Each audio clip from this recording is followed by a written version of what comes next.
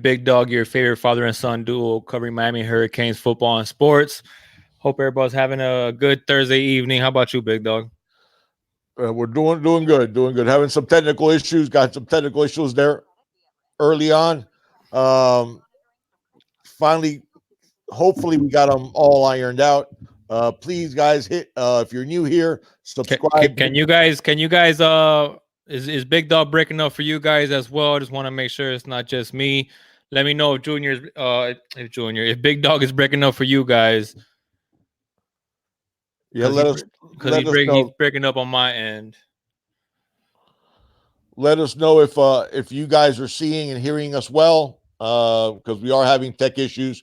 Good, good. If you guys are new here, please like, subscribe, hit the notifications bell. Everybody, please like and get our likes up. It really helps us with the YouTube algorithm. And always, please, you're welcome to leave comments. You guys know we like interacting with you on the comment section. And thank you all for joining us this evening. And we're sorry for the tardiness, but we're having with Taco Bell Brook Wi-Fi. Yeah, we're having some issues. 247 Canes. Welcome to all of us, all of you guys. Excuse me.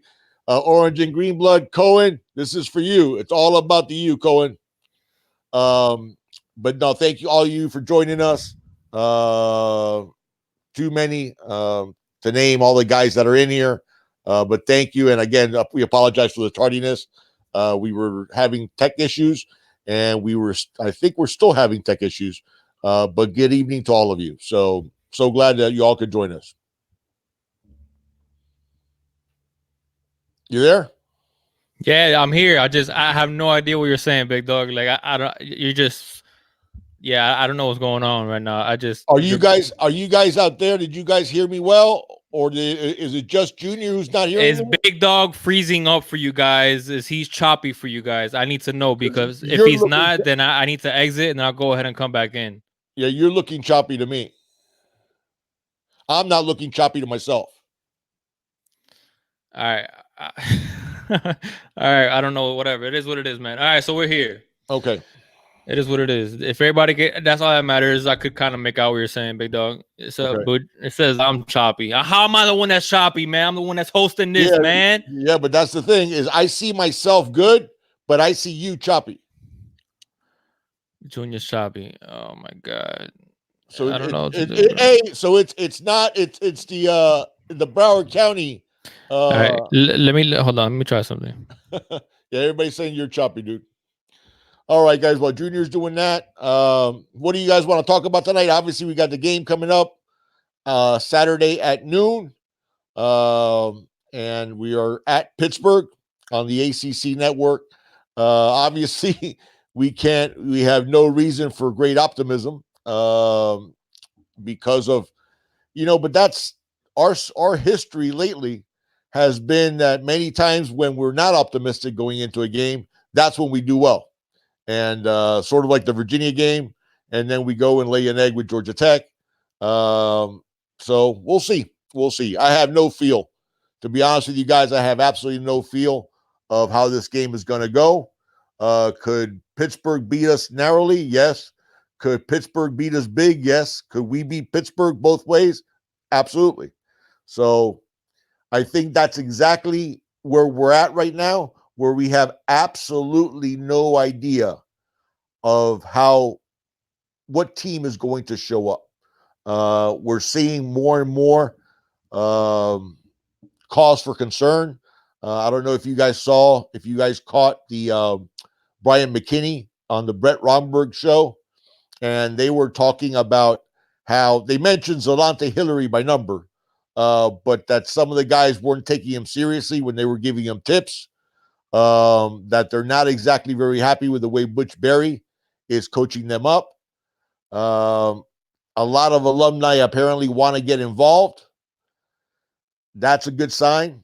I don't know. I mean, we are in a really tenuous spot. We are in a really tenuous spot because I don't know what is going to happen the remainder of the season, and I don't know what's going to happen going forward. So we'll see. We will see. and we'll go from there and figure out what's going to happen, and let's see what happens on Saturday. As far as the quarterback situation, I know you guys. I seen that you guys were talking about that. I don't think anything's definitive has been said yet. Um, I expected actually for a for Manny to name a starter. I expected Manny to name a starter today. In fact, he even insinuated that himself on Wednesday when he said that they were going to let it go till today before making a decision. Now I don't know if the decision's been made, and if that decision has been made, obviously hasn't been made public. So we'll see. We'll see who ends up starting. I do. If I had to pick one, I would think it's going to be Jaron, but not positive. So let Big Dog play quarterback. Central Florida, I'm definitely not mobile. I still got a decent arm, but I'm definitely not mobile. But no, thank all of you guys for joining us. Somebody had said if I had seen Paul's video. I did. I did see Paul's video where he talked about some of these rumors that apparently have been bandied about in terms of Alonzo Highsmith being interested in the AD job. I think Paul, though, even mentioned that things have to go really south for these things to occur. We'll see. We'll see what ends up happening. I do know that if whenever they decide, if Manny doesn't turn this around, whether they give him a year or 2 years, obviously I think it's going to be 2 years at the least. But if they give him around 2 years at the least and it doesn't work out, I think you're going to see a house cleaning. I do believe there's going to be a house cleaning, and I think getting our alumni involved is a really good thing. So we'll see what ends up happening. No, I agree, Coach Blocker. I'm not ready to get rid of Manny. Staff changes. Obviously, offensive line has not met the standard. So, offensive line coach, I would think would be one of the things that are going to go. I think, man, there's going to be several coaches. There'll be several coaches that I think are going to be put on the chopping block if Manny wants to maintain his job. I do think Manny's going to get 2 years at the very least. So we'll see. Is Enos, he talked about already that he's interested in being a head coach again. Obviously, our highlight tape is not going to help him get that head coaching job. So we'll see if Enos stays put. We'll see what he does with Blake Baker at the end of the season. It's been troubling, the step back from our defense. So there's a lot of things that can be addressed. Obviously, we still have 5 games left plus the bowl game, if we do qualify for a bowl game, which right now is looking iffy. But Eddie Akane says the locker room is lost. I'm definitely feeling that. But I will say this much: even though I believe that you're right, and coaches deserve a responsibility, accountability for that, part of the problem is those players in that locker room, and they don't get a pass. They don't get a pass. So I agree that the coaches are the ones who have to be accountable, but by the same token, the players are the ones that are also need to be held accountable. So, but what do you guys want to talk about before Junior gets back on? Michael, what do you say? Hurricane Zoe, thank you so much, Zoe, for the donation. Zoe, you are always supporting our channel, and you know how much we love and support yours. So thank you so much for joining us this evening. But you guys tell me what you want to talk about while Junior gets the technical issues hopefully ironed out. Players have zero intensity. Absolutely, Dan. Coaches don't miss tackle. Big Nasty, you're 100% right about that. And 29 missed tackles in a game is flat out unacceptable. And that's on. And by the way, I wanted to clarify this because I don't think people understood where I was coming from last week. The reason I was so hard on DJ Ivy is that I believe he knew it was a punt safe call and disregarded it because he didn't feel like running after the guy. And somebody does that on my field and I am a coach, he doesn't see the field again, at least for a very long time. So, yeah, Tori, I did hear the Romberg and Big Mac podcast, and they were critical of Butch Berry, and they were critical of the offensive linemen themselves, that coaching points, that they weren't paying attention, that Zelante Hillary thought that everything was a joke. Sort of shows why sort of his career as a Miami Hurricane has been a bit of a joke, because he hasn't really pushed for playing time. And I guess some of the guys weren't taking it as seriously as we had hoped. And again, guys, that's the culture issue that we're having within the program, that there seems to be too few KJ Osbornes and too many guys of the other stripe that are not competitive, that are not dogs, that are not playing 100% of the time. And I'm not just saying KJ Osborne, because Brevin's that way, DJ Dallas is that way. There's a bunch of guys that the same could be said about. Obviously, my guy Rousseau is that way. Trayvon Hill has been that way every time he's been on the field. So there's been a lot of guys that are part of the solution, but there's also a lot of guys that are part of the problem. And Coach Blocker says a Hillary by transfer. I wouldn't be upset either. I wouldn't be upset either. When you got two guys that have legit credentials like Brian McKinney and Brett Romberg, and they're taking the time to help you, and you think it's a joke, and you don't pay attention to them, man, that's Big Nasty. Yeah, it is immaturity, and I'll even go one up, Big Nasty. I think it even goes further than immaturity. I think it goes to guys that do not have the competitive culture that you need in order to get to where we want to get to. So, and let's see, Brandon Ferguson, biggest issues, the inability to recruit elite offensive, defensive linemen on a consistent basis. I wouldn't say that's true about the D-line, Brandon, but I would say it's true about the O-line for sure. And that's a problem. That is a serious problem. And that's something that we're going to have to address, because our offensive line has been pretty much god awful for most of the season. And they have improved, but they had a lot of room to improve. So, what else you guys want to talk about? Mario, Cynthia says Mario Cristobal wanted the job, the head coaching job. Cynthia, my understanding, the stumbling block with Mario Cristobal was his buyout. I think Paul had mentioned that there was wealthy alumni that would have done the $10 million that was the buyout for Mario Cristobal. This year, it would be $8 million, $6 million the following year. That's the way Mario Cristobal's Oregon contract is structured. As of last year, would have been a $10 million buyout, and in order to get Cristobal. Do I think Cristobal would have taken the job? Yes, I do. I absolutely do. And Big Nasty says we need 3-star dogs instead of 4 and 5-star prima donnas. I mean, you look at our roster. A majority of our big time performers, yeah, we have the high, rated guys. I mean, that are still performing, but we also have a lot of high rated guys that are not performing. Listen, our defensive backfield, in our secondary, we have 9 4-stars. Okay, the only ones that are not 4-stars in our secondary were Amari Carter and Romeo Finley. Being a striker, I guess you put him still part of the secondary.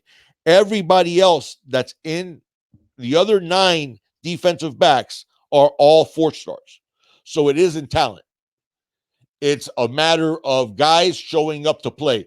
One of the things I had talked back and forth with a buddy of mine, Rico, that you see as Rick Hernandez on our live chats. And one of the things I said is, Rico, we're still number 4 in number of players in the NFL.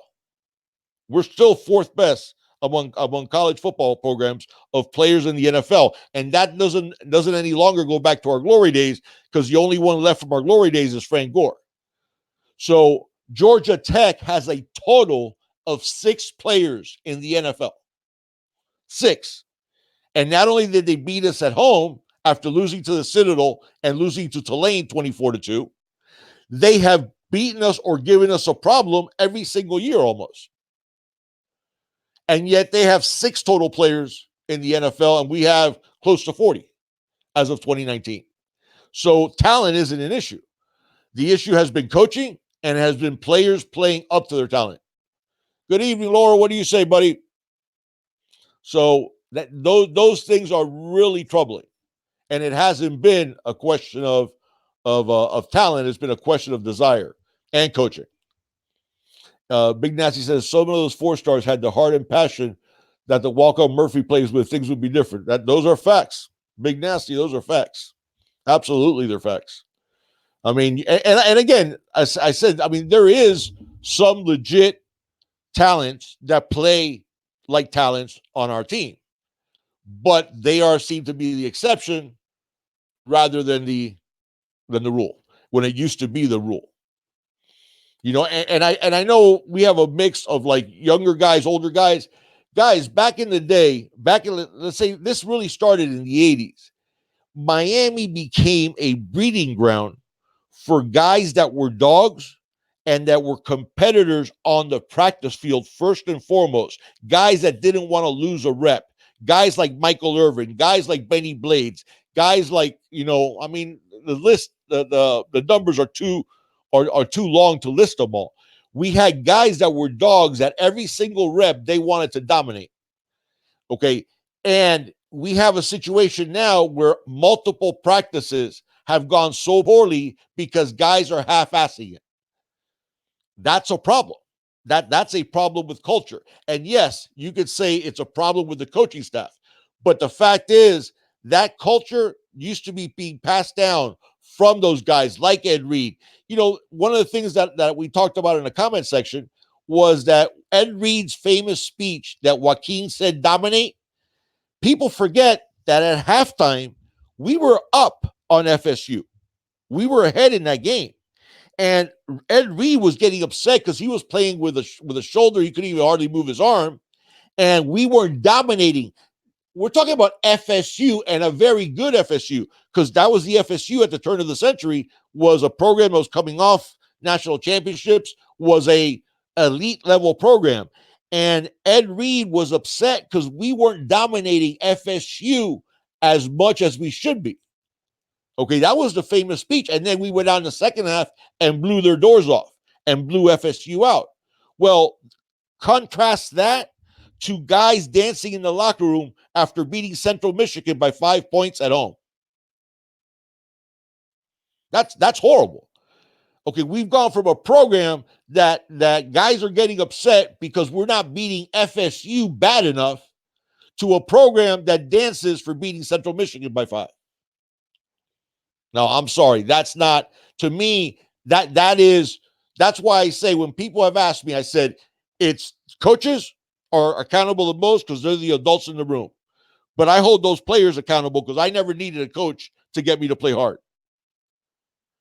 And if you need a coach to get you to play hard, then you got a problem. Because sooner or later, that coach, you stop listening. So you better have the competitive pride and the athletic pride to want to play hard and want to put, listen, guys, yes, I know the combine is really important, okay? But at the same time, trust me, scouts place a much bigger emphasis on tape than they do on just the combine. So when they pop in that tape, what do you think is going to happen when they see you half-assing stuff? That's the problems that I think we're having, and it really, really upsets me. It really, really upsets me because we're seeing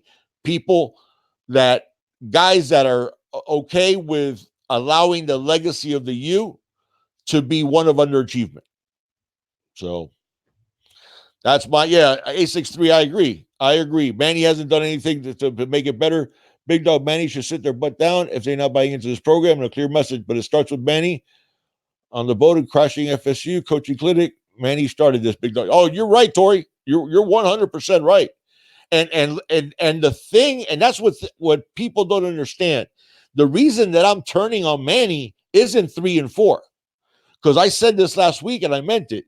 We could be 1 and 6 right now, and if that 1 and 6 was because Manny was benching really good players left and right for less talented guys that are playing harder, I'd be okay with it. I'd be like, okay, let's do it. Because then I see he's instituting a culture.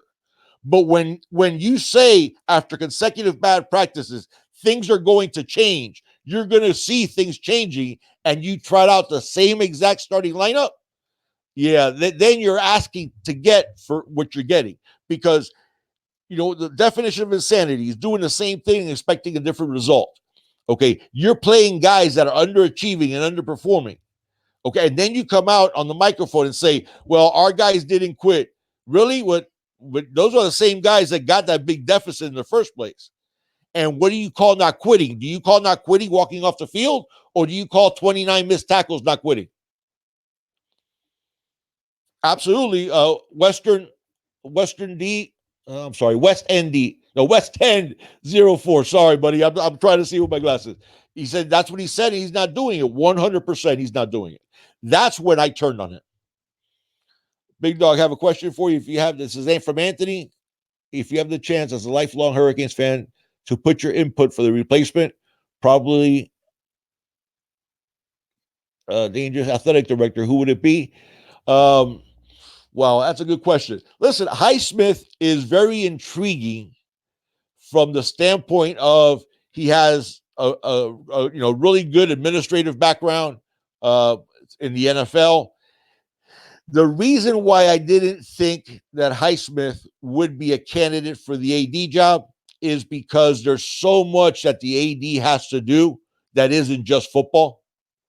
It's the tennis team and the swim team and the volleyball team and the basketball team, and there's going to be a lot. If Highsmith were to the AD, there's going to be so much of his job, and it's fundraising, and it's all these different things that have nothing to do with football. Okay, so that's why it's not that I don't think Alonzo Highsmith couldn't do it. I think he could. Would he have interest in a job that's not going to be just about football? That's the thing that I don't know. So the Cynthia says it's now a billionaire stepping up for Miami. Hey, listen, if they're willing to pony up that $8 million buyout this year, I mean, I just don't see him pulling the trigger on Manny at the very least, unless it gets even more disastrous this year. And then if we end up the year, 3-9 or 4-8, then Manny might not get a second year. And then if somebody wants to go after Mario and pay that buyout, man, I'm all for it. I'm all for it. When we first got the opening, Mario was the first guy I thought of, and I started investigating the buyout. And then I found out that he had this huge buyout that was $10 million last year and goes down by $2 million per year. And then I thought to myself, well, it's going to take a lot just for us to give a Temple $4 million for Manny. I didn't think we were going to pony up 10 for Mario. Not to mention, then you have to pay Mario and hire staff. So we'll see. Tori says, if Highsmith gets the job here, Jess Marsh is his assistant to rein all his other things to run. Yeah, listen, Phil Fulmer does the AD job at Tennessee. His assistant AD runs everything. Tori, that's a fair point. That's a fair point. And certainly Alonzo has credibility, immediate credibility, because of his background and his background in the NFL and the personnel end. I don't have the thing is, the only thing, Tori, I would say is that I'm still not convinced that Blake James is part of the problem. Manny definitely is part of the problem. This coaching staff is definitely part of the problem, but I'm not so sure that that Blake James would solve anything. But yeah, would I be interested in Alonzo? Absolutely. Diesel Swag says, if we hire Alonzo, do we get Mario? I think we could actually get Mario even with not hiring Alonzo. I think the matter with Mario is just that big buyout, that big price tag. I think Junior went to La Carreta for some bistec Fiore. Big Nasty, yeah. If he did, he has to send me some because I'm up here in Ohio. This billionaire will buy out the position, turn this program around ASAP. Cynthia, listen, if anybody can turn it around, Mario Cristobal can. So if that's what they end up doing, so be it. There's definitely plenty of money, guys. I mean, even though we don't have a huge alumni base like a state school, we have a very successful alumni base, which has a ton of money. So could that happen? Yes, but I think Manny gets a second year unless it goes roll south and we end up 3-9 or 4-8. Anthony says, do you think Blake Baker will last till the end of the season or be demoted to have a person like Mike Rumpf take over the defense? Um,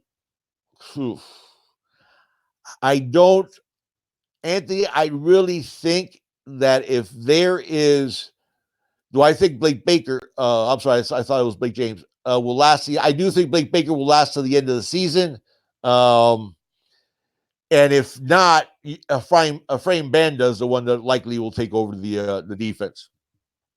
I never believed in Diaz. I wanted Schiano or Mike Leach or Gundy.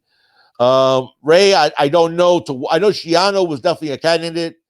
He was somewhat radioactive at that time, though, because if you remember, that's when it came out that he was going to get the Tennessee job, and then apparently he had some knowledge of the stuff that was going on at Penn State when it went on, and sort of the Tennessee job soured on Schiano, and so he was a little bit radioactive at that point. Coach Blocker said, I think he will make you less defensive plays bad the rest of the way. Yeah, I agree, Coach Blocker. I think he will. I think he'll last the season unless it gets really, really ugly. I forgot Bundy. We grade also Newport Kane.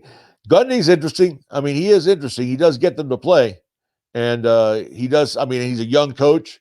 I'd rather Newport. I'd rather have a guy who has ties to the Miami program and ties to the South Florida high school coaching community. So let's see here. Blake James has beef with Cristobal. I heard that. I heard that Blake James has beef. I don't know, Caddy Boy. I don't know that for a fact, so I can't really comment on it because I don't know anything other than what's been talked about. Lane Kiffin, Mario Cristobal would kill it here. The thing with Mario that has really, really impressed me is what he's done with recruiting at Oregon. He's really done a great job of recruiting. Stephen Field obviously was part of that for a time, but that absolutely, I do think that Mario would absolutely kill it with recruiting for sure. Let's see here. We won't be good again until Blake James is gone.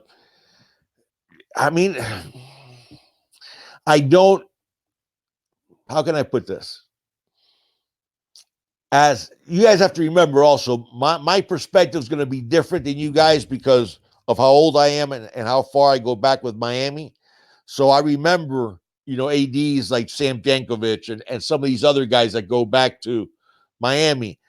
I did not see Blake James as the problem, because at the end of the day, his hires I think have at least had some logic to it, and he seems to have been able to get people to come up money with the indoor practice facility, come up with money to get Dan Enos, come up with money to buy out Manny's contract with Temple.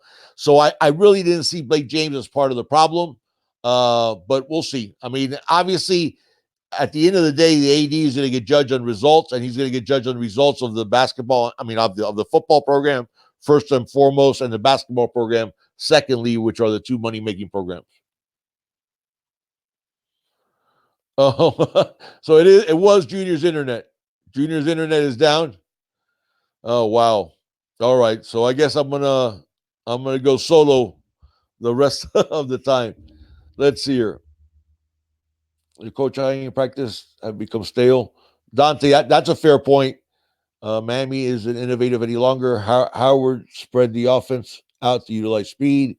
JJ added the 4-3, attack D, Erickson, one back offense. Yeah, we're definitely not on the cutting edge. That's for sure.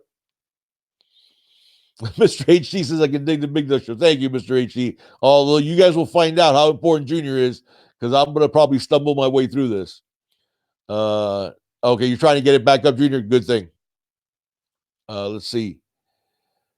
Mario Christmas was I wanted anyway. Tabardine, you have. I mean, Mario was definitely on my list.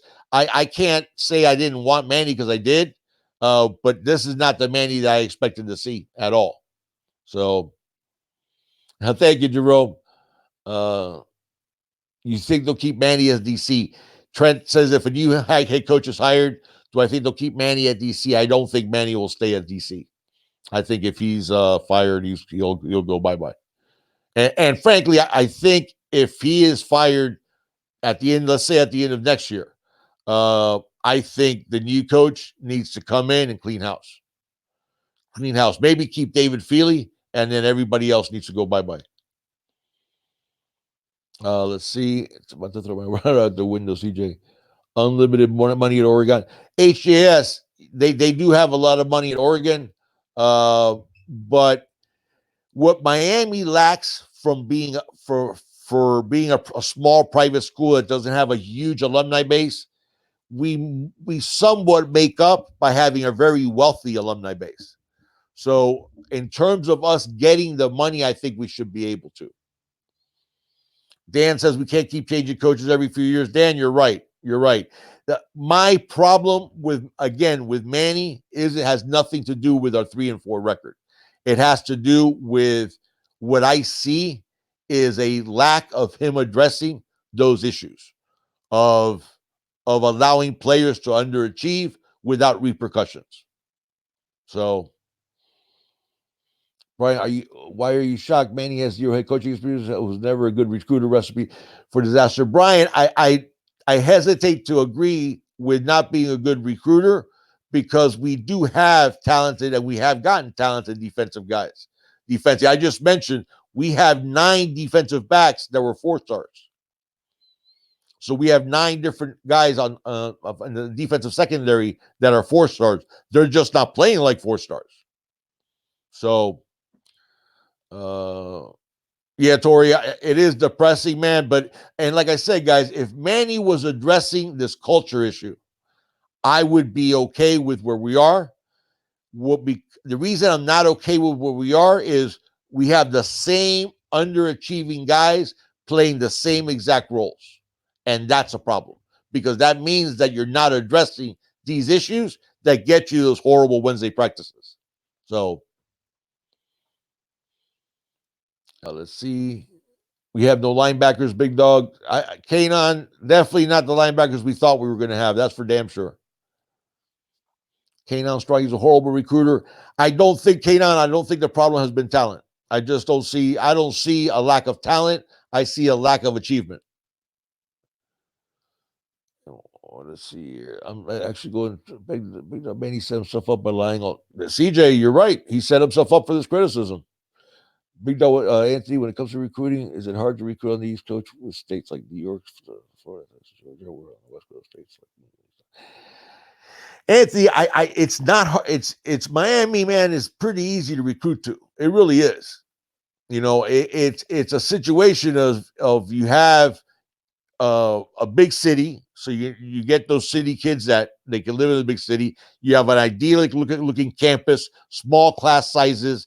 You have a lot of academic support. It's a very good school academically. It has a rich tradition of in football. It has a rich tradition getting guys to the league. You know, it should be very easy recruiting in Miami, and it has been at times. So the recruiting aspect is, I think, if we get a guy like Mario Cristobal, I think that will have a whole different ring to it. Blake James stops making bad cookie cutter choices for head coach. Miami can't stop the coaching guys. So Blake James and board of trustees are complicit in mediocrity, too much talent for many's incompetence. I can't disagree with a single thing you said. So I have to agree with all of it. Manny was tackling 7-6 dummies, but coaching a 6-6 team. He's already lost faith in him. Yeah. I can't say that I have faith in him any longer either. CJ Miami, hey big dog, what happened to that hurricane pillow? It looks real good. I still have it right here next to me. And here's another one you guys haven't seen. This is another one of my hurricane pillows because I have a bunch of them. But it is comfortable. We don't recruit elite because we don't have elite coaches staff. Mr. Rubicon, again, I don't think it's a talent issue. I don't think it's a talent issue. I just think it's a culture issue. I mean, guys, we talked about this before. Michael Irvin, I'll give you a perfect example. Okay, there was a famous incident involving Jimmy Johnson when he was with the Cowboys. John Roper, a linebacker with the Cowboys, had just had a baby, so he fell asleep in a meeting. Well, when he woke up, Jimmy Johnson immediately cut him. Somebody asked Jimmy, well, what would you have done if it was Troy Aikman that fell asleep at the meeting? And Jimmy said, I would have woken him up. Okay. His point is, I treat everybody fairly, but nobody equally. That's what Jimmy would say. My point on saying that is when Jimmy Johnson even said that he saw a lot of himself in Manny. Well, Jimmy Johnson would not have had a bad Wednesday practice, not once, without repercussions. Okay, Michael Irvin was a Hall of Fame player. Okay, you guys know the story. I think most of you do. Jimmy Johnson left Michael Irvin on the tarmac. Okay, because the rule was everybody had to be on the plane by this time. Irvin got there late. He was actually on the tarmac, and he told the pilot, take off. Okay, so Michael had to fly himself to, I think they were playing the Cardinals, and then Jimmy benched in the first quarter. Okay, so my point with that is, if you, man, being a coach is no different than being a parent, man. What do you do as a parent? You punish negative behavior and you reward positive behavior. If your kid is killing it in school and doing great, you reward it with something positive. If your kid is skip school and you find out about it, you punish it with something negative. That's what Manny promised us that he was going to do. And he hasn't done it. And that's why I've lost faith in Manny. It has nothing to do with our record. It has to do with his reactions. So a Big Nasty says, how about Cohen? Cohen, one more time there. It's all about the you, Cohen. Recruiting is not the problem. Every coach has the same tools to start off with. Facts. If Blake James goes, then all the coaches go, period. Yeah. Yeah. Curveball said, Big Dog, is Junior okay? I've not seen him lately. Yeah, he's good. He just obviously has his hands full with the twins are getting fairly close, only about 3 months away. And she's doing good. They had a little scare earlier in the week, but no, mama's doing good, and everything is going good. It is recruiting issue. Only one upperclassman, cornerbacks, linebackers, backup, DTs are barely up to snuff. Like for example, our linebackers ran into the worst luck I think I've ever seen. I mean, think about it, guys. We lost DeAndre Wilder. His career's over. Bradley Jennings out for the season. Wayman Steed out for the season. Patrick Joyner was hurt for a good chunk of the season. Avery Huff is an academic redshirt. I mean, it really is a lot of bad luck in terms of our lack of depth at linebacker. Our defensive line, again, our defensive line, I don't think has been the problem. I think our problem has been the secondary underperformance of the linebackers on defense, and offensively, the offensive line, for sure. All right, let's see. Brian says our linebackers are trash. I don't like using that word, Brian, but they definitely aren't. They haven't lived up to what I expect them to be.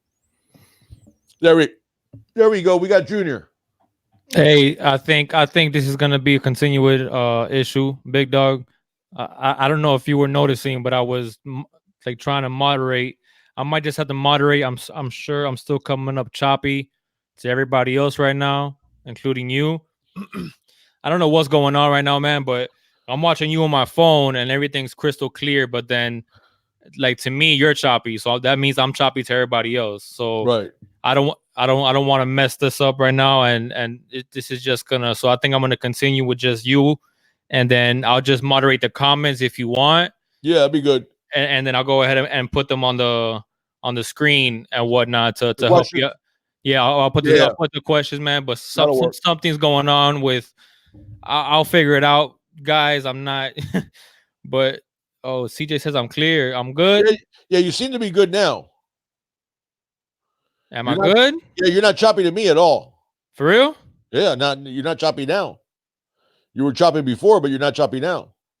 Oh, okay. If everybody says I'm good, then I'll stay. Cause you're still a little choppy to me, big dog. But I could understand you a little bit better. Yeah, everybody says you're good. All right. Well, what's going on, everybody? All right, everybody. Good night, guys. I did it all by myself this time. Now he has to do it. I'm gonna go to sleep. No, I'm just kidding. But yeah. So well, you've seen what the comments have been and the things we've been talking Yeah, about. So I've been I've been watching along and whatnot. Yeah.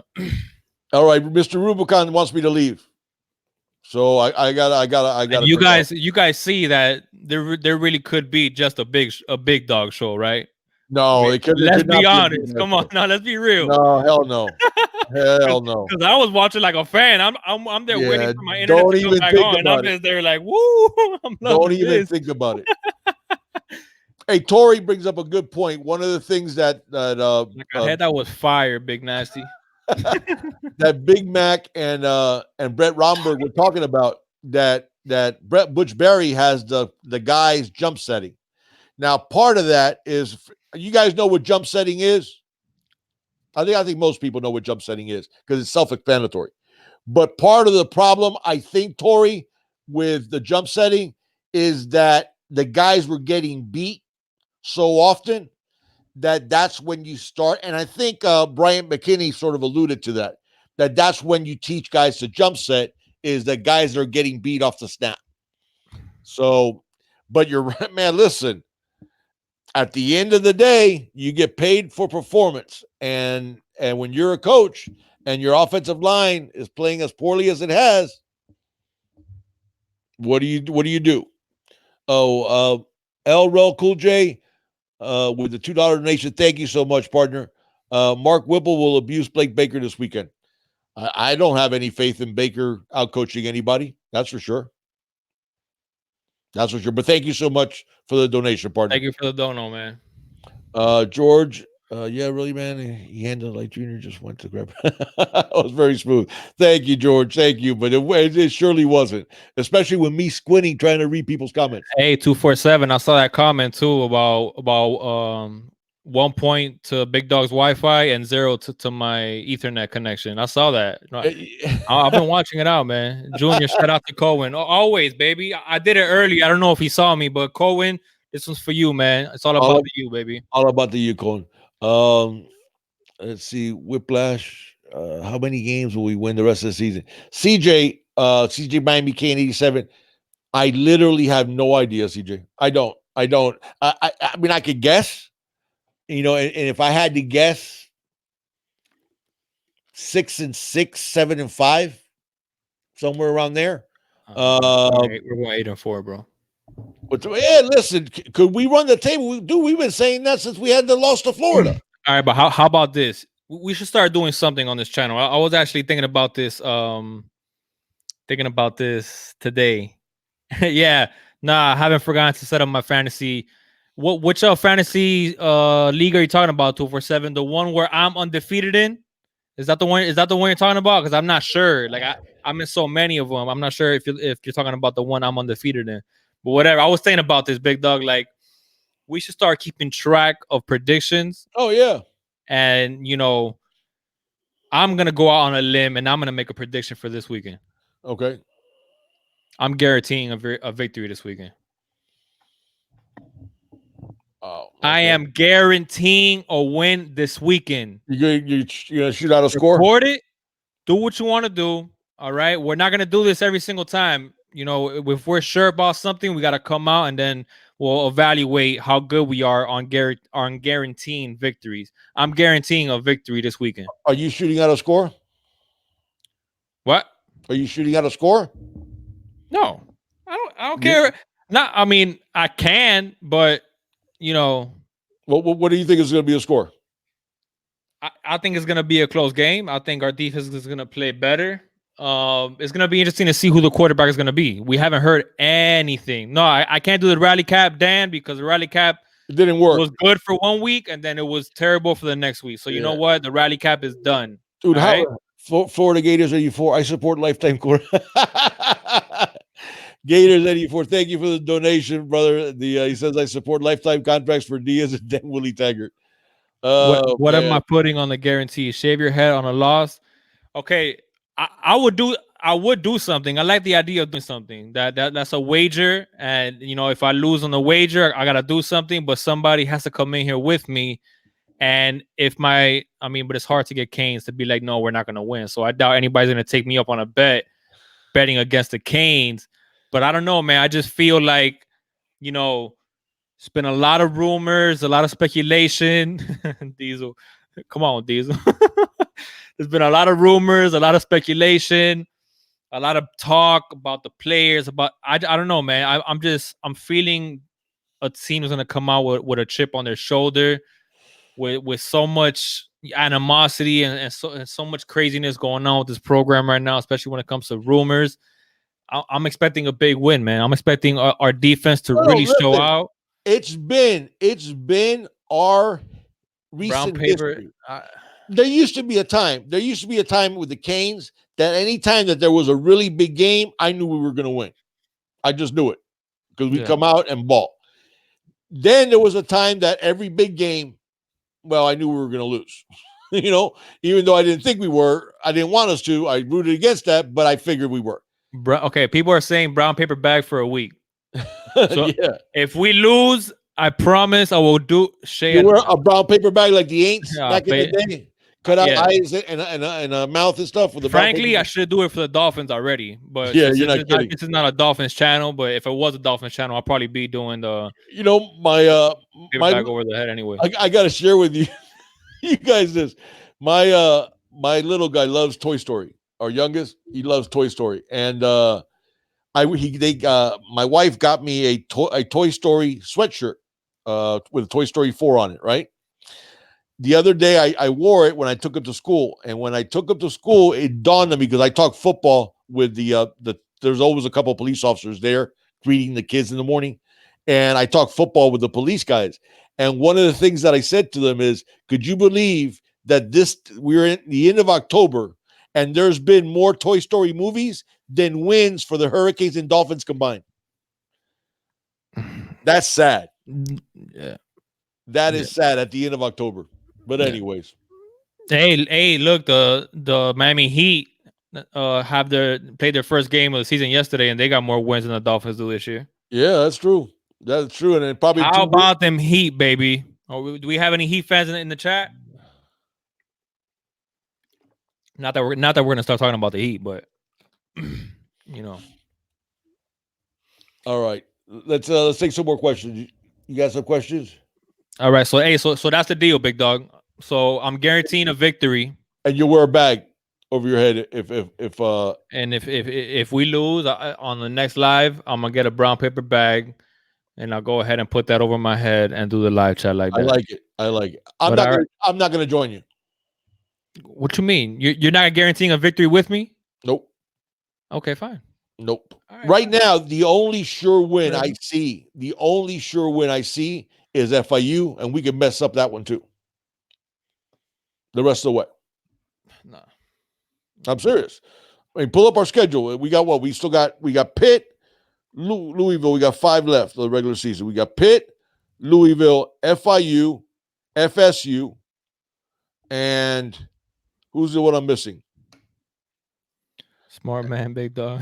FIU, FSU. We got Louisville. Pitt, Louisville. I miss Duke. Duke. We got Duke, yeah. Yeah, that's it. FIU is the only game that I feel really confident we're going to win. Yeah. And now, mind you, could we beat Pitt? Absolutely. Nah, but no, but that's a back door, right? You can't use can we? I mean, of course we can. I have no idea what team will show up for Miami week to week. I know. I'm with After you.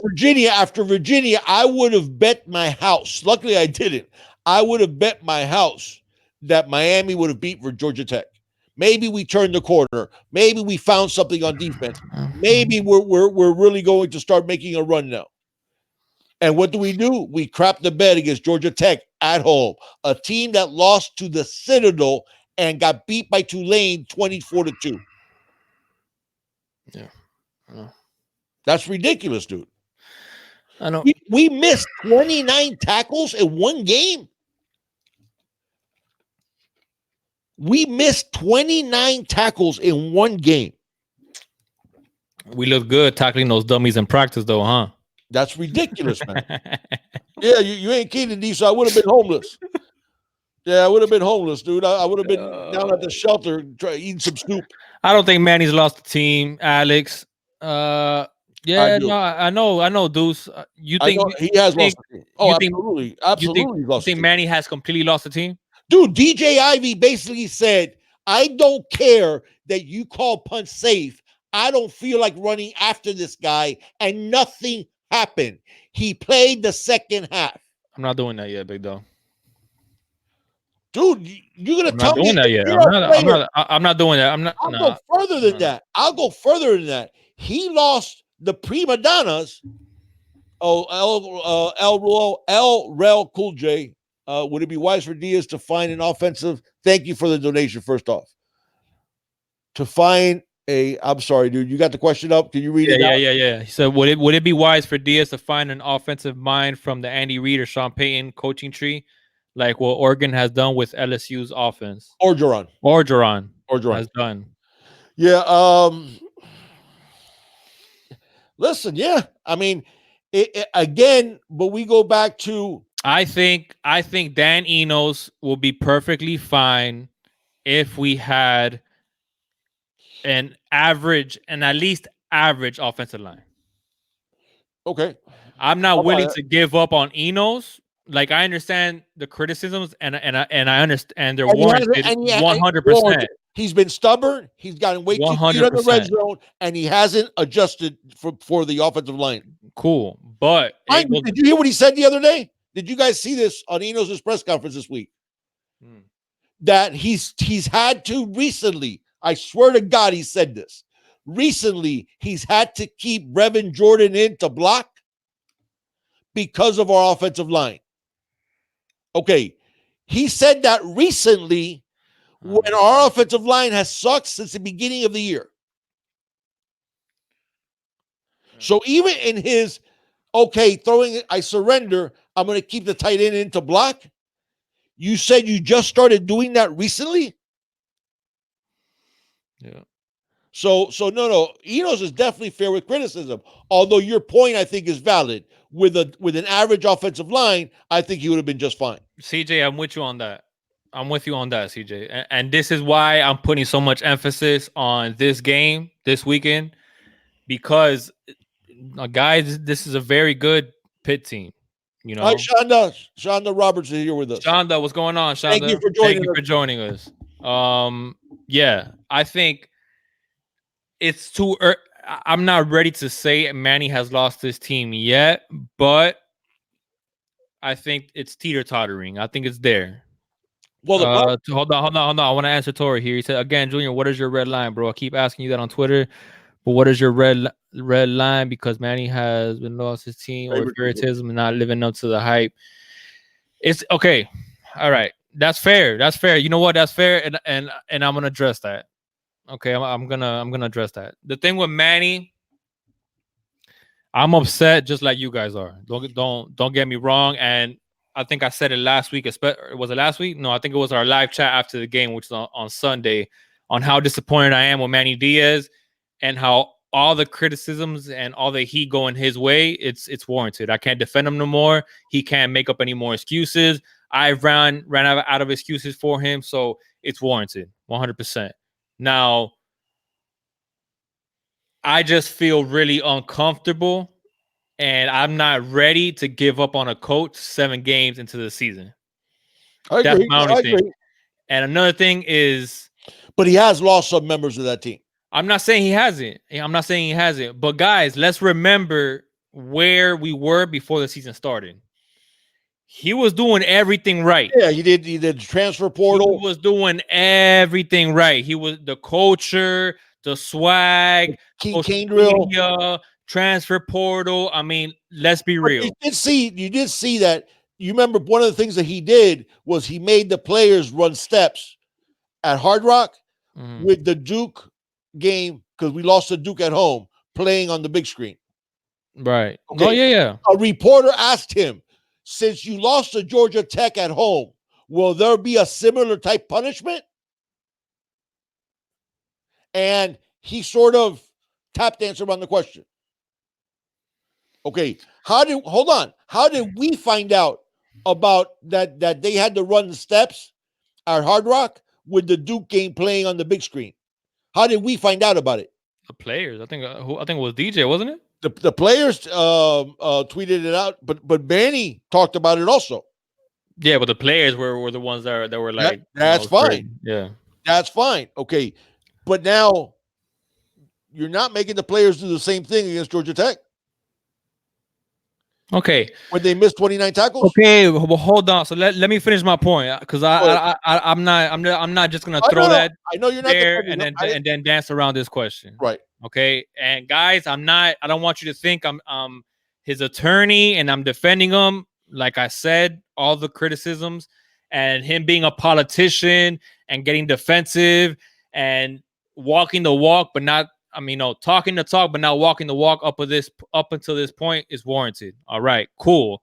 Now, this is where I pose a question back to those asking for Manny's job. So he did everything right prior to the season. Correct. All right. He got hype. I mean, let's be real. The off season, okay, before the Florida game, and even after the Florida game, because we felt like we could have won that game. It did not feel like we were coming off a 7-6 year, a head coach that just retired, True. a blown up coaching staff. It did not feel like any of that. True. Okay. So let's keep that in mind for 1 second. Now, give us a kicker who actually makes field goals. And I'm gonna go back to the point that I know people are gonna come back to me with. It shouldn't be coming down to kicks against the teams like Georgia Tech and Virginia Tech and whatnot. Fine, granted. But are we having the same conversation if the University of Miami actually has a kicker? Are we having the same conversation? Let's be real. Because I would. We're not. I would. Okay. Maybe you would because you look at it. You look at it through a different lens than a lot of fans out there. Correct. Okay, and I'll have a lot of those questions too. But if we're here sitting looking at 5-2 or 6-1, we're probably not having the same conversation. We're not having the same conversation. Okay, let's and we said this before the season started about youth. Losing Red Wine, losing Jaquan, losing Michael Jackson, losing Gerald Willis, losing Joe Jackson. I mean, hey, we have a lot of youth back there. I'm not making excuses. I'm not, but be careful what you wish for. It's all I'm saying. Now, I don't agree with you, Big Dog, thinking that he's lost the team already. But seven games in, I'm not ready. I'm not ready to pull the when I say lost on Manny yet. When I say lost the team, I mean lost members of the team. I don't mean lost the team completely. Oh, okay, no, that I agree with. Okay, I thought you meant he completely lost the locker room. No, he hasn't lost Shaq. He hasn't lost Pinckney. He hasn't lost Greg Rousseau. He hasn't. There's a bunch of players he hasn't lost. That's not what I'm saying. Okay, but he has lost players on this team because DJ Ivey felt that he had the right, or how can I put this? That there was not going to be a consequence to him disregarding punt safe. Yeah, I got it. Okay, isn't that the same as losing a player? Yeah. So, and he has brought that out himself. Now that I do agree with, Kerry. I think that's a great point, and that's something that I cannot argue because I don't see it. Because that Manny that I'm trying to defend, that prior to the season, with social media and crashing the coaching clinics and all of the above, everything that got us hype coming into the year, I haven't seen that Manny either in quite some time. Okay, I've seen a Manny dance around questions. I've seen a Manny not implement the things that he's been preaching from the get-go. And that's my biggest criticism of Manny. Now, my only thing is this a process of Manny learning what it takes to be head coach? See, that's the thing. That I don't agree with. Hurricane Lotso brings up a point too, and I think a couple of people brought up a point, and I think Brian McKinney and Brett Romberg insinuated this also, that they are cliques among the Canes. There's a bunch of cliques. It's a bunch of what? Of cliques, of little cliques forming of players. Oh, see, that's the problem. That's a huge problem. That's a big problem. That's a huge problem. And Hurricane Lotso was talking about Brian Hightower being on one of those cliques. Okay, that's an issue. That's a serious issue. And again, guys, the way that you get that is when you don't walk the walk. Okay. You remember, what did I tell you after that second Wednesday practice when Manny stopped the practice and made everybody do one-on-one drills? What did I say to you?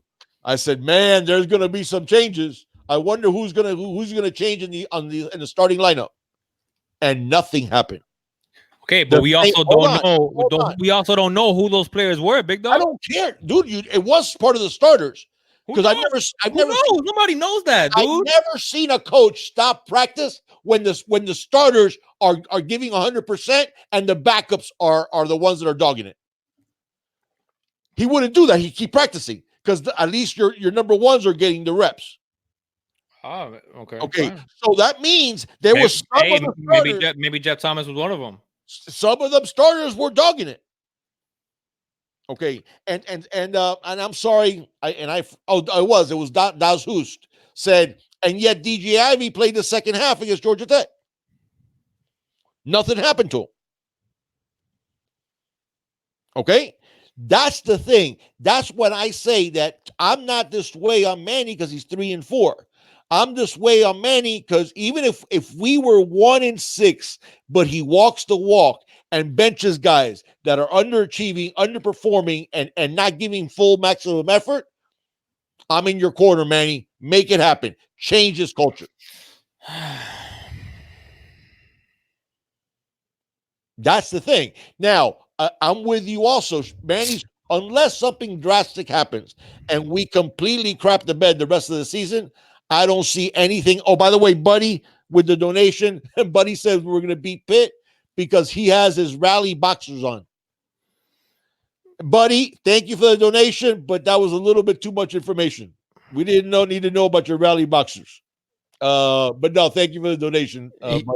I didn't catch that, Big Dog, because you're still kind of breaking up for me. Oh, he said that Buddy gave us a donation, and he said that we're going to beat Pitt because he has his rally boxers on. I like that. So, I like that. Look, man, I can't argue with you guys. Like, I can. I understand where you're coming from, man. My thing is, Big Dog, that's it? Like, you're ready to pull the plug on Manny? You want him fired? No, I do not want him fired. So then, what's the point then? Because that's where we're at right now. It's Manny's full of crap. He's not. He can learn. Walking the walk. He can learn by his mistakes. That's my point. But that's what I'm trying to say. Okay, let's see it though. Let me start seeing it. But a lot of people are like, "Hey, we're 7 games in. We haven't seen it. Let's pull the plug." I'm not with those people because I think that's how you end up with getting a program that's very, very unstable. Okay, so I understand why you would give him more time, but I need to see that he's learning from these mistakes and not deflecting, saying we're in every game and we're a good kicker and a good offensive line away from being 7-0. That is true. It still doesn't change the fact that we're not playing to maximum potential. We're not playing to maximum effort. We missed 29 tackles in a game is guys that are not putting out 100%. I'm sorry. There's no way you can miss 29 tackles with maximum effort. Does not happen in football. Yeah, but then that's I know players that haven't missed 29 tackles in their entire careers. A team missing 29 tackles on one day is unforgivable. all right, man. That's my point. My okay. That's my point. I'm So I just want to saying, see him man. Just learn. be just. If he wants to salvage his job, I want to see him learning from these mistakes and not reacting defensively and telling me that there's too much right to panic. Okay, because missing 29 tackles, guess what? It's time to panic. And I don't mean panic in a bad way. And I don't mean surrender. I mean letting players know that there's consequences. How often did you hear Manny say leading up to the season that they have to meet the standard? That they have to meet the standard, that they have to meet the standard. And it's a standard that all these players that are up on these walls set. It's a standard on green. Hey, are you guys got Big Dog there? Good. Is it just me that's choppy now? Are you guys seeing Let me let, good? let us know in the chat, man. Please let me 'Cause know if it's if it's like that again, then I'll just go ahead and jump out of here. Because I've lost Big Dog pretty much completely on my end. Can you hear me? Can you hear me, dude? Or is it just me? Yeah, because now everything is frozen to me. So now it is me.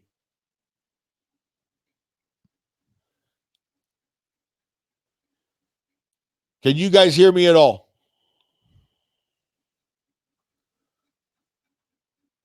Junior, can you hear me?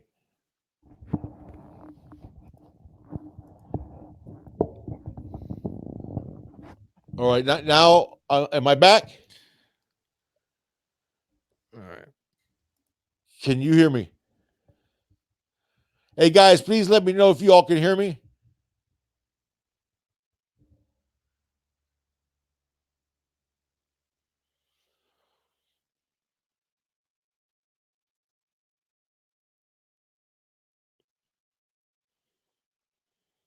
I am good. Okay, I'm sorry, guys. I'm sorry I stayed quiet. Then I thought you guys could hear me.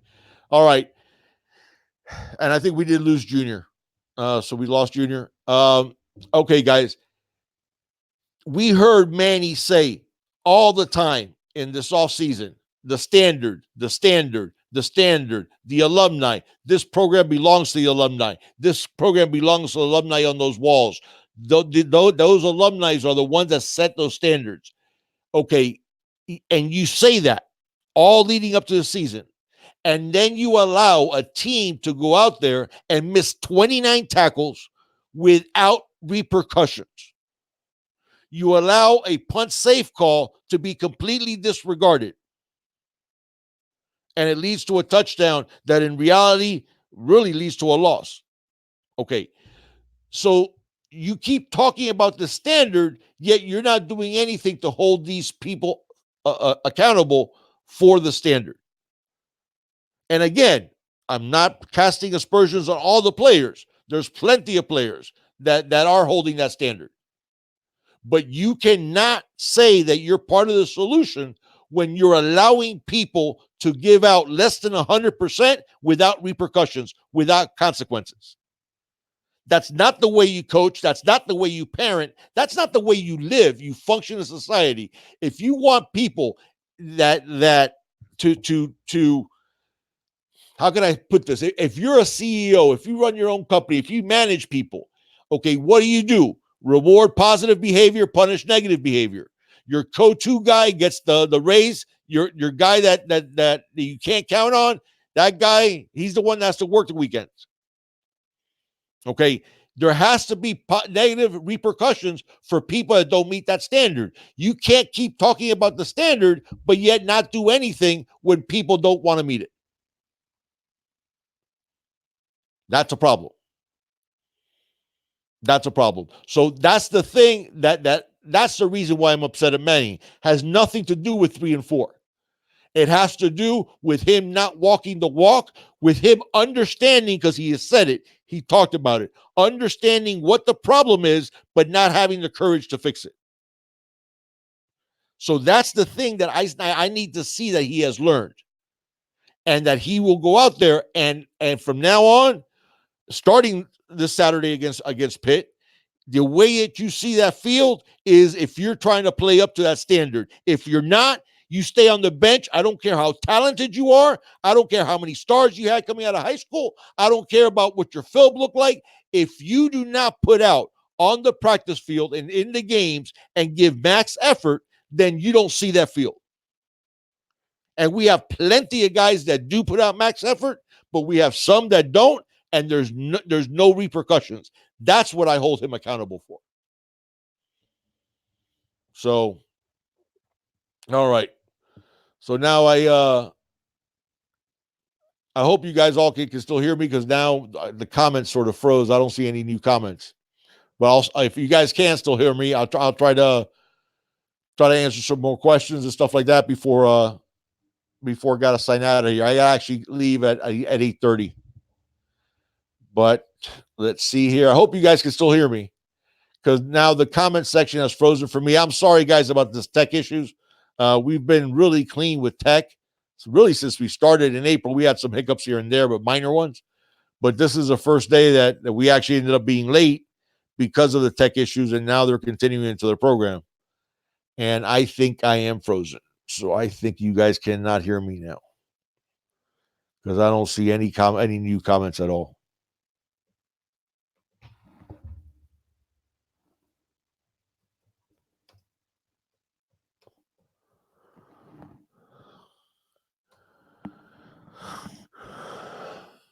Can you guys hear me?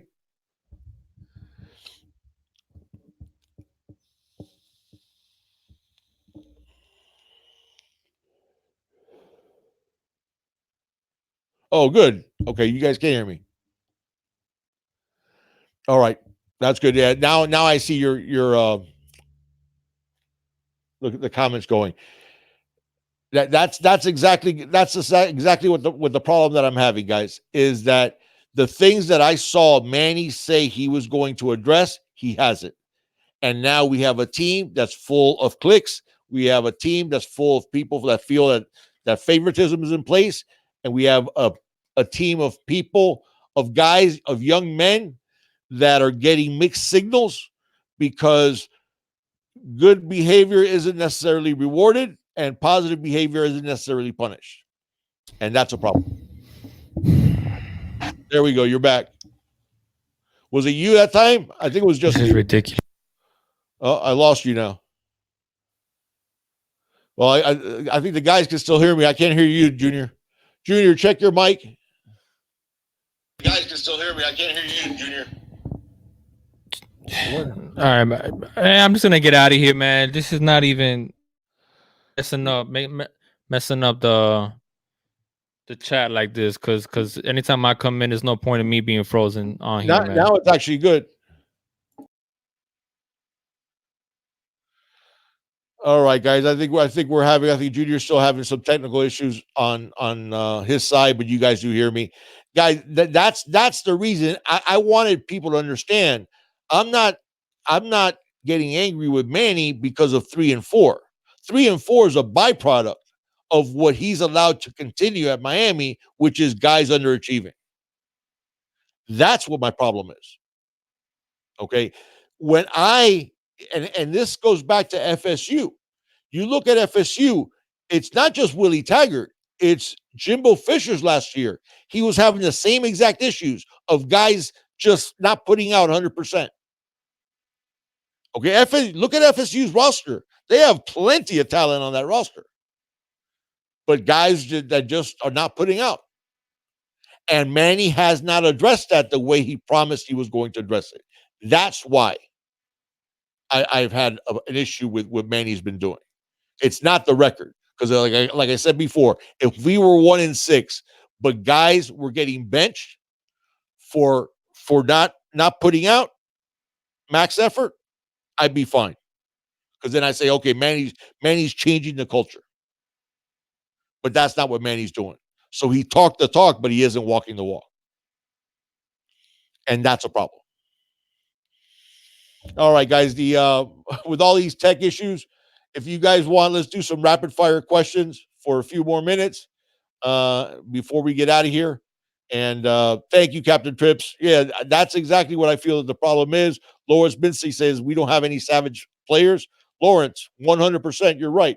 Who's that? Oh, I'm not going to say any because we do have Rousseau, Trayvon Hill. I think those guys are savages, but for the most, I mean, Takori Couch is a dog. I mean, we have some guys, that cane mentality, that are that dog mentality. It's just we don't have a roster full of them, and we certainly don't have enough of them on the field. So, let's see here. Comment section frozen for me. Manny address. Starting with Ivy. Albert, absolutely. Starting with Ivy. And it should have started with Ivy, at the Georgia Tech. With the injuries, who should be QB? Dan, it's hard for me to really make an assessment on that, just because I don't know how the extent. I don't know how Jaron's shoulder is. Is he close to 100%? Is he at 90? Is he at 80? I don't know the injury that Nkosi has to the other shoulder, to his non-throwing shoulder, is going to affect them.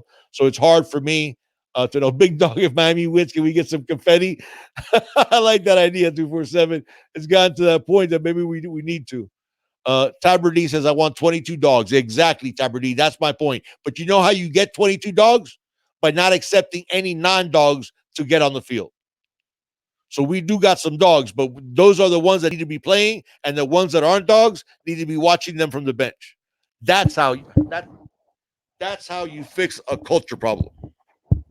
You don't fix a culture problem without giving somebody any consequences for not putting out.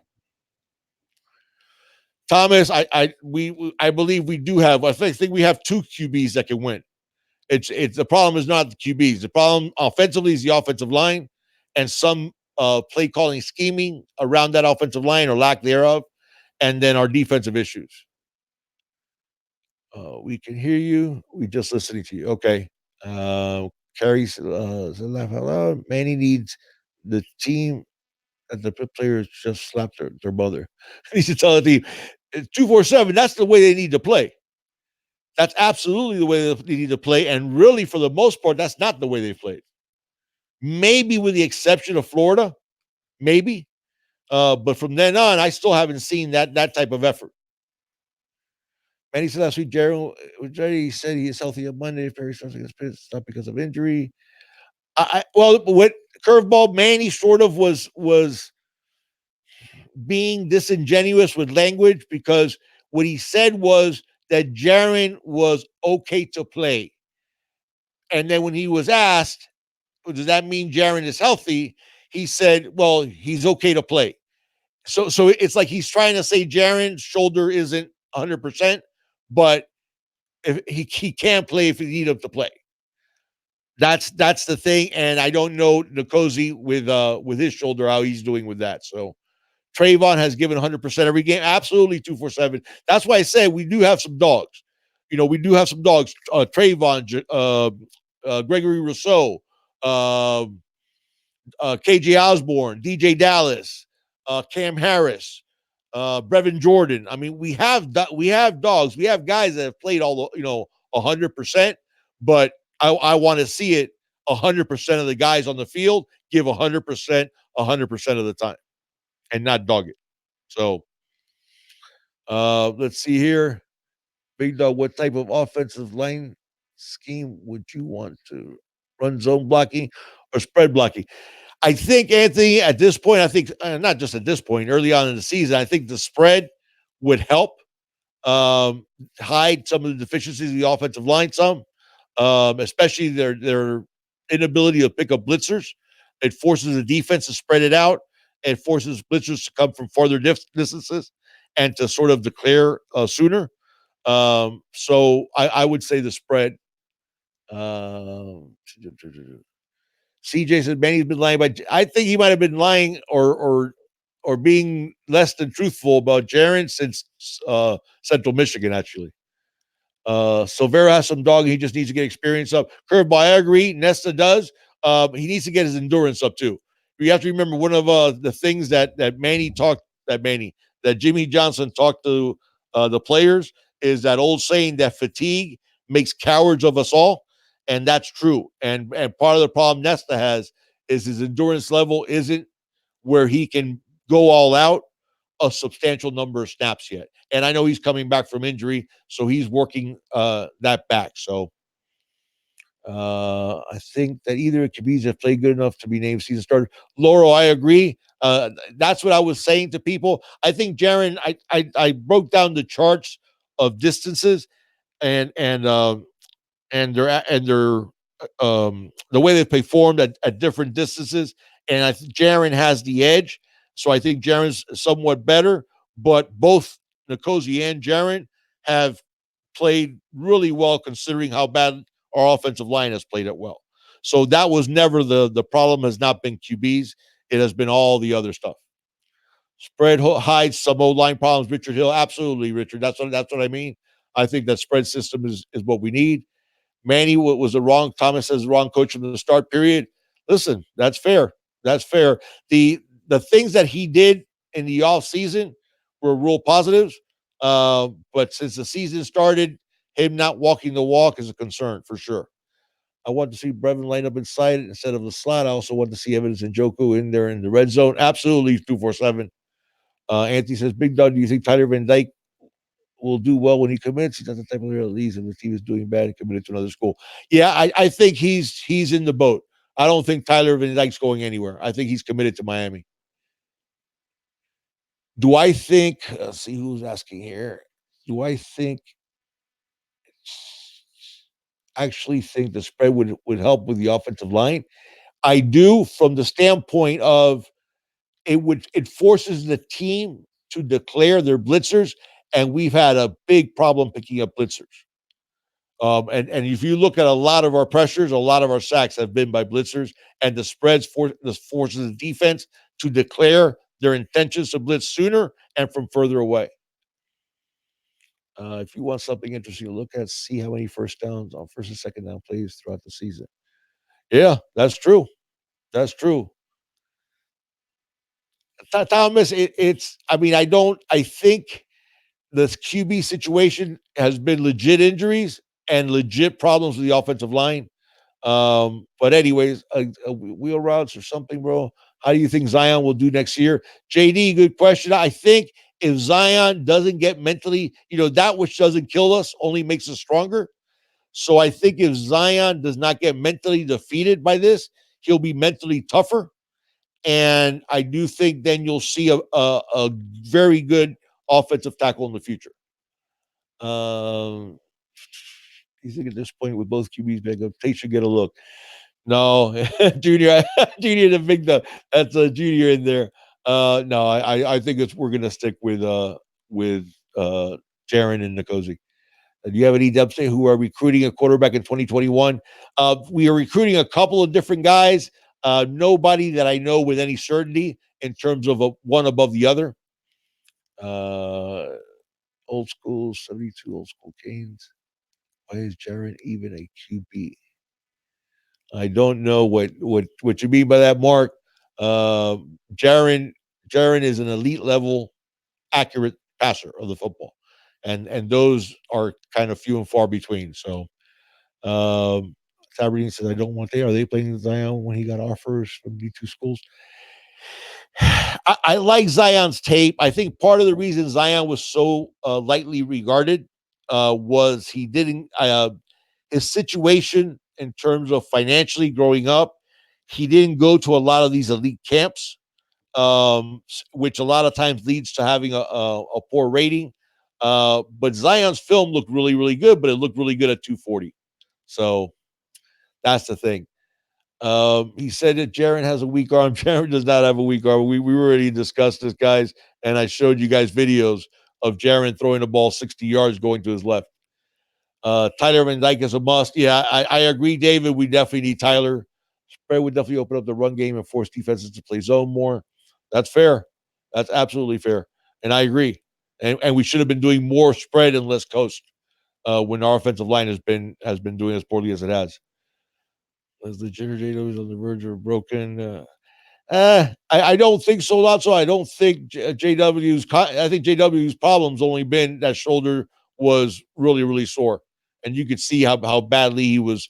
You could even tell, even when he was just warming up, that shoulder isn't right. I don't know. I haven't seen him warming up to the last week, so I don't know if that's gone better. Tabardine says Miami will go 8-4. Tabardine, from your mouth to God's ears. Um, so I think that's about it, guys. I need to go ahead and wrap it up.